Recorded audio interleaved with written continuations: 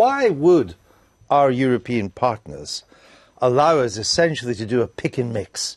We'll have this bit, and you can keep that bit. We'll have this bit, and you can keep that bit. And we'd be doing this unilaterally.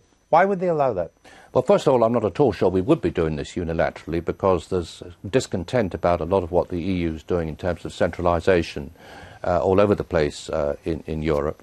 But secondly, I think there is a real danger from the rest of the EU's point of view is that if no changes are made, and there is a poll in 2017 or beyond, that Britain will leave. And I think there are a lot of countries in the EU that don't want to see that happening. But if this isn't a unilateral Britain negotiating with the EU, but I think the implication of your answer there was that it becomes a grand plan for reform, which everybody will be involved. Well, one, I would suggest to you there is no consensus on what these reforms would be in Bonn or Paris or Rome. And secondly, that will take forever. That will take a decade to get agreement. Well, I'm not sure the EU's got a decade to get all this done, because there are really serious problems in the Eurozone. Not as serious as they were a year ago. Well, I'm not so sure that's right. Nobody's talking about Greece leaving now.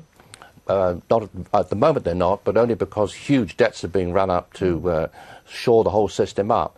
And they may well come back to bite everybody relatively soon. But there's clearly going to have to be substantial changes in Europe to make the Eurozone viable in the long term.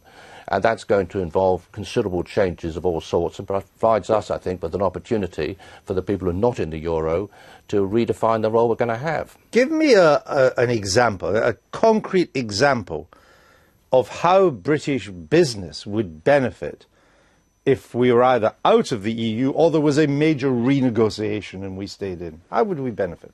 Well, I think that some of the changes that will be made would be ones which are detailed in the report that has been produced. Give me a concrete example. Well, issues around employment law, in health and safety and taxation, metrication, all these other issues that have been raised. And I think the real emphasis that comes out of this report is that British business wants to have these decisions taken in London and not in Brussels, and that they don't believe that a one-size-fits-all approach on these issues works well. But overall, is it your view that British business still wants to stay in? I think British business does want to stay in if they can get changes made along the lines that we propose. Does it want to stay in if all that is in offer is the status quo? I think that would be a much closer call. And I think it depends a bit on what happens with the Eurozone and the Euro over the next few years. But if those who want to see Britain staying in the Euro want to support the right cause, I think they want to support ours, because I think we're much more likely to stay in the EU if the changes that we advocate are made.